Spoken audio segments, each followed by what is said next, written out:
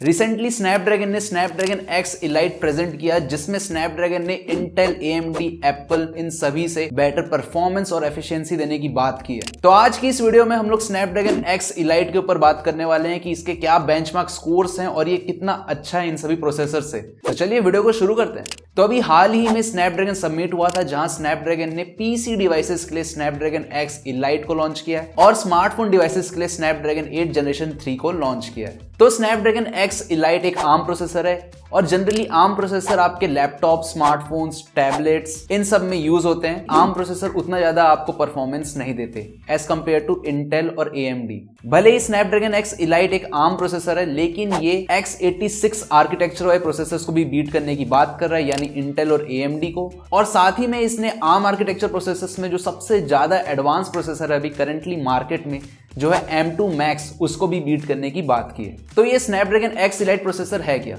देखिए, स्नैपड्रैगन ने अपने प्रेजेंटेशन में इसे एक नेक्स्ट जेन AI प्रोसेसर कहा था। मतलब इसका मेन फोकस AI के ऊपर होने वाला है, वो भी जेन AI मतलब जनरेटिव AI के ऊपर। जनरेटिव AI आजकल हम लोग बहुत ज्यादा यूज कर रहे हैं। इसका सबसे बेस्ट एग्जांपल है आपका एडोबी का फायरफ्लाई, जहां पे आप टेक्स्ट के थ्रू कोई भी इमेज क्रिएट कर सकते हैं या फोटोज को मैनिपुलेट कर सकते हैं। तो अगर आप अभी विंडोज 11 का अपडेटेड वर्जन यूज कर रहे हैं तो आप उसके टास्क बार में देखेंगे तो वहां पे को पायलट का ऑप्शन आया हुआ है। देखिए, को पायलट कुछ नहीं, आपका एक AI असिस्टेंट बॉट है, सेम चैट जीपीटी जैसा। और इसी को पायलट असिस्टेंट बॉट को पावर करने वाला है अपना Snapdragon X Elite। Snapdragon X Elite कहता है कि ये ऑन डिवाइस कंप्यूटिंग करेगा और आपके जो भी टास्क होंगे उसको बहुत ही जल्दी कंप्लीट करेगा। स्नैपड्रैगन ने इस प्रोसेसर के लिए एक नया CPU डिजाइन किया है, जिसका नाम स्नैपड्रैगन ने रखा है Qualcomm Orion CPU।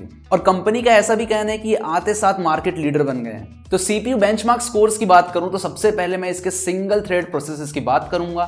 तो भाई साहब, ये लोग कह रहे हैं कि ये सिंगल थ्रेड प्रोसेस में M2 Max से भी ज्यादा परफॉर्मेंस देने वाला है और ये M2 Max की पीक परफॉर्मेंस को टच करेगा 30% लेस पावर कंजम्पशन में। वही ये सिंगल थ्रेड प्रोसेस में x86 आर्किटेक्चर वाला प्रोसेसर यानी i9 13 जनरेशन से भी ज्यादा फास्ट होने वाला है। कंपनी कह रही है कि ये i9 की पीक परफॉर्मेंस को टच कर रहा है 70% लेस पावर कंजम्पशन में।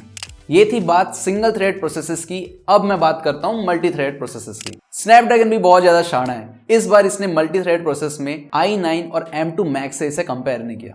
इस बार इसने कंपेयर किया है इसे i7 13 जनरेशन 14 कोर CPU से। कंपनी का कहना है कि ये 60% फास्ट होने वाला है i7 13 जनरेशन 14 कोर CPU से और ये i7 की पीक परफॉर्मेंस आपको देगा 65% लेस पावर कंजम्पशन में। और वही ये मल्टी थ्रेड प्रोसेस में 50% ज्यादा फास्ट होने वाला है M2 प्रोसेसर से।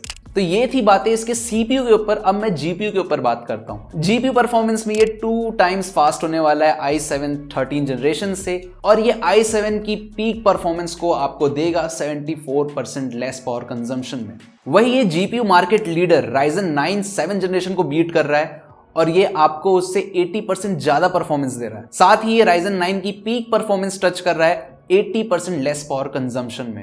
तो ये सब बेंचमार्क स्कोर्स देखने के बाद तो मुझे लग रहा है कि स्नैपड्रैगन X Elite एक बहुत ही ज्यादा पावरफुल प्रोसेसर होने वाला है। लेकिन ये तो बात थी CPU GPU की। अब यहाँ पे एक नई चीज स्नैपड्रैगन ने इंट्रोड्यूस की है, जो कि है NPU, न्यूरल प्रोसेसिंग यूनिट। और ये पार्ट यूज होने वाला है आपके ऑन डिवाइस कंप्यूटिंग के लिए। प्रेजेंटेशन में उन लोगों ने ये बताया कि एक नॉर्मल इंसान 200 से लेके 300 वर्ड्स पढ़ता है पर मिनट, यानी ये होता है रफली अराउंड 5 to 6 टोकन्स पर सेकंड। वही इसका NPU 30 टोकन्स पर सेकंड टास्क परफॉर्म करने वाला है। स्नैपड्रैगन ने ऑलरेडी HP, Lenovo इन जैसी बड़ी टेक कंपनीज से टाई अप करके रखा हुआ है, यानी आपको 2024 में ये प्रोसेसर डिवाइसेस में देखने को मिल जाएगा। लेकिन एक चीज आप याद रखें कि ये प्रोसेसर ARM आर्किटेक्चर फैमिली का है। ये हमें लैपटॉप्स में ही देखने को मिलेगा, ये डेस्कटॉप्स के लिए नहीं बना है। अब मैं कुछ ड्रॉबैक्स की बात करूं तो मार्केट में ARM आर्किटेक्चर बेस्ड प्रोसेसर्स के लिए उतना ज्यादा एप्लीकेशंस अवेलेबल नहीं है।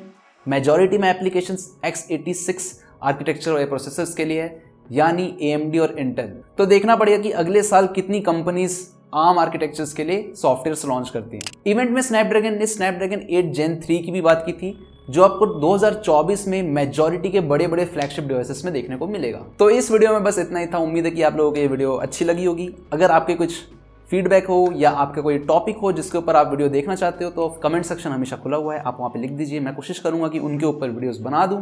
मिलेंगे आप सबसे एक नई वीडियो में, तब तक के लिए take care and bye bye.